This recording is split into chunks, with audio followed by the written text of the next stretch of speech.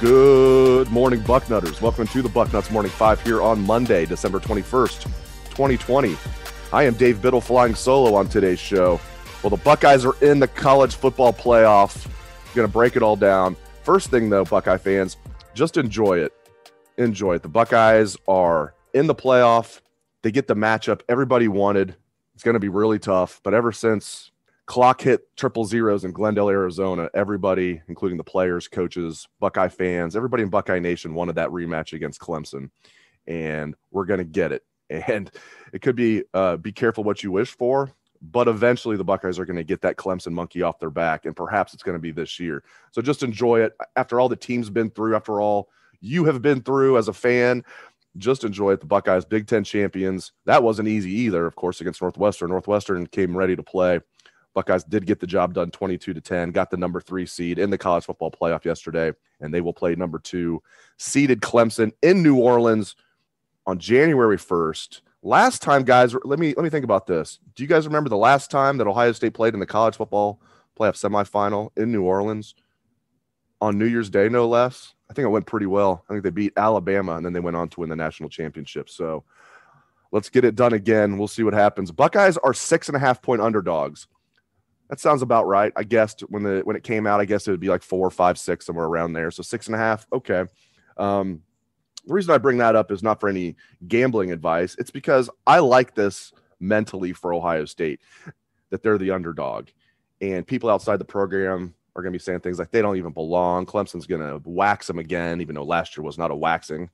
Clemson was frankly lucky to win that game, in my opinion, last year. Ohio State was the better team. Ohio State felt like they were the better team, and that's why they've been just like Pavlov's dog, just frothing at the mouth, waiting for a chance to play Clemson again. And they know Clemson's a great team. You don't get to be where Clemson is at. Really 1-2 with Alabama on the pinnacle of college football the last few years without being a great team and a great program with great coaches. So, but Ohio State wants them. They want them. And I like the mental edge that Ohio State's coming in here with, the revenge factor from last year, and that they're the underdogs. And people are going to say, hey, they don't even belong in the college football playoff because they only played 6 games, and they're not going to beat Clemson. And we'll see what happens. So I like the underdog factor here.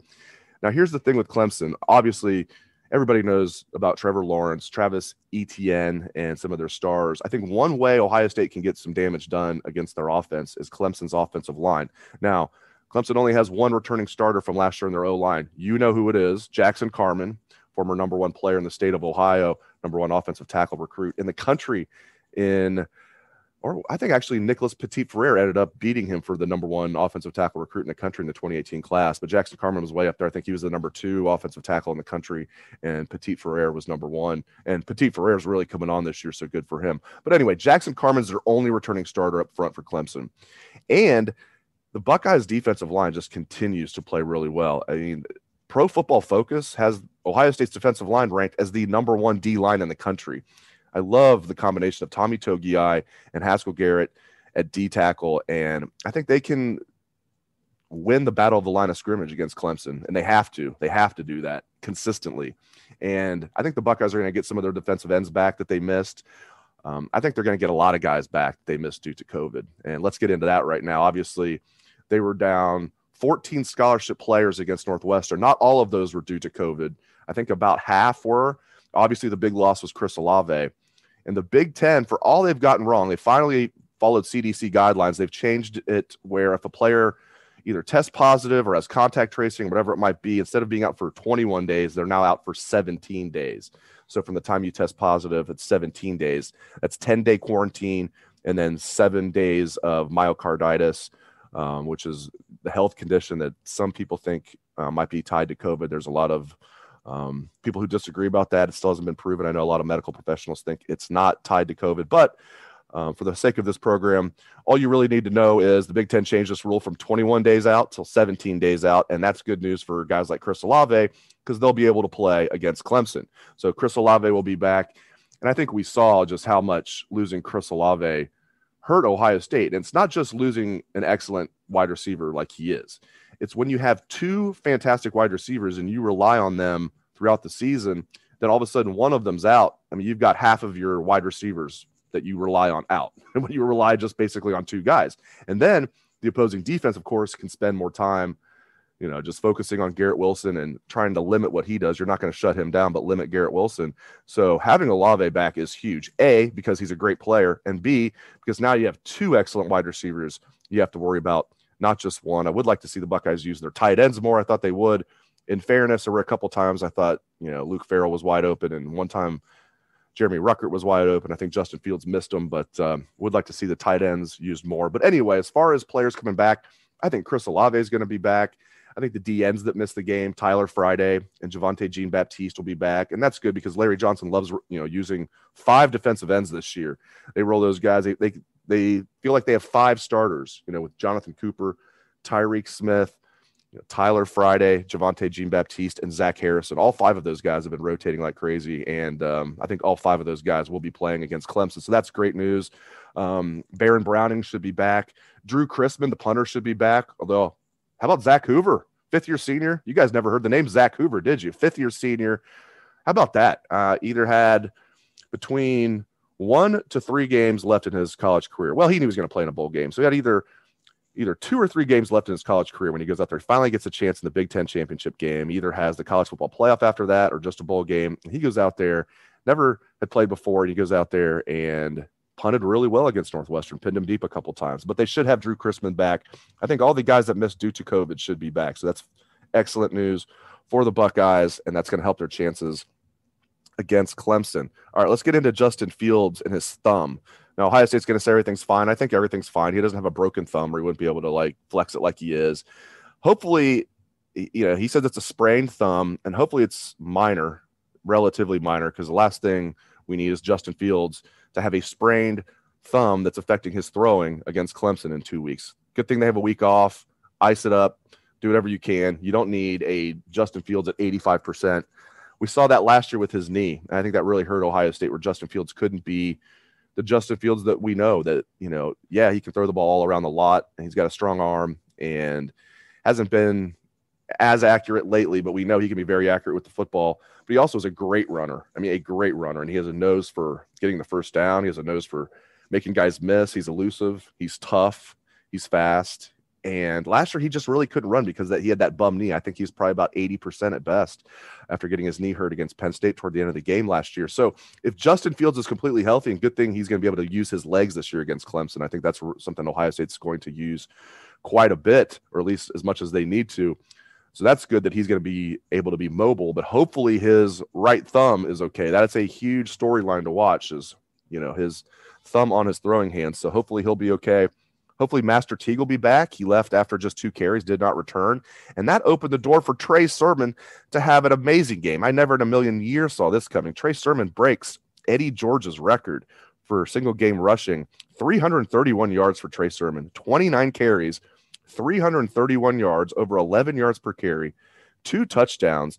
And there were a lot of times that he was running through gaping holes. I think the offensive line did a great job. There were also times where he's making multiple guys miss and breaking multiple tackles on the same play. That's something he was not doing early in the season. In fact, I was pretty critical of Trey Sermon, saying, listen, good running backs make the first guy miss more often than not.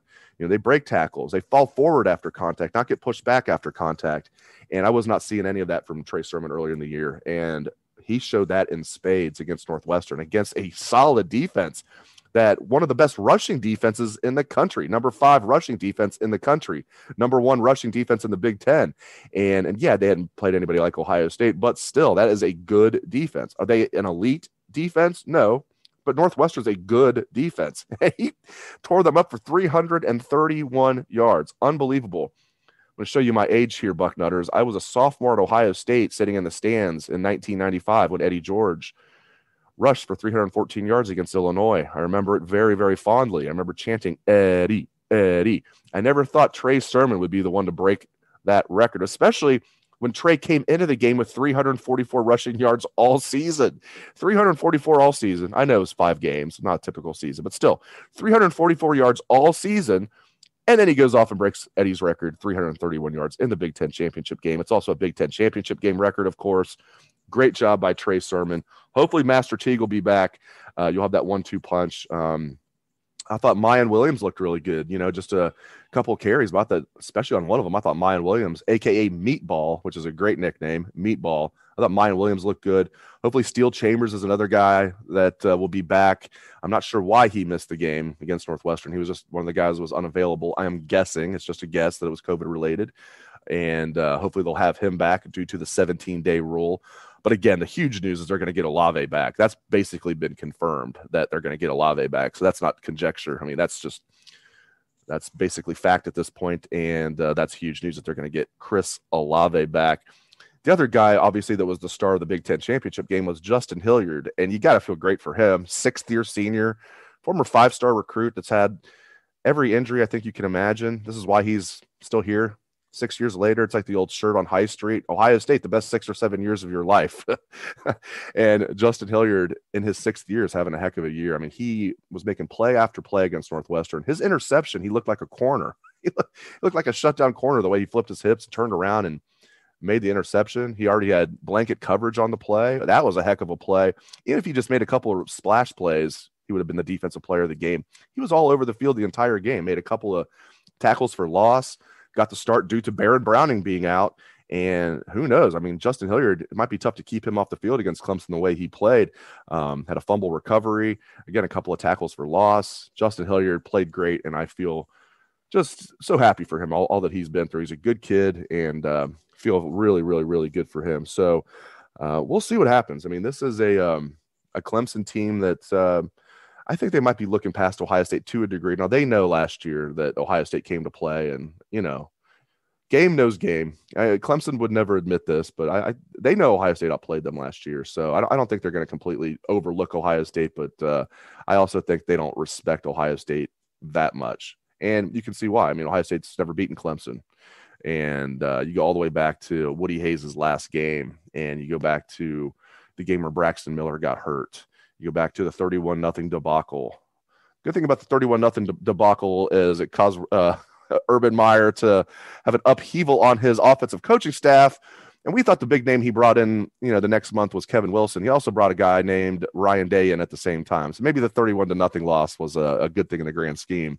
But then, of course, last year, the heartbreaker last year. So, I mean, to say the Buckeyes owe Clemson would be a vast understatement. We'll see if they can get it done. And again, I love that it's just 12 days away. We don't have to wait a month. 12 days away. The 12 days of CFP. So you get to enjoy the holidays. You got Christmas this Friday. Today is technically the first day of winter, which is great because it's been feeling like summer out there lately. And at least it's finally technically winter. Okay, it's definitely been feeling like winter. You got the holidays, and then it's just 12 days away. The game is just 12 days away. I cannot wait. It's going to be great. And I'm just glad the Buckeyes have their chance to get revenge against Clemson. We'll see what happens. I appreciate you guys joining me on this solo venture of the Bucknuts Morning 5. I hope everyone has a great day. Thanks again, Bucknutters.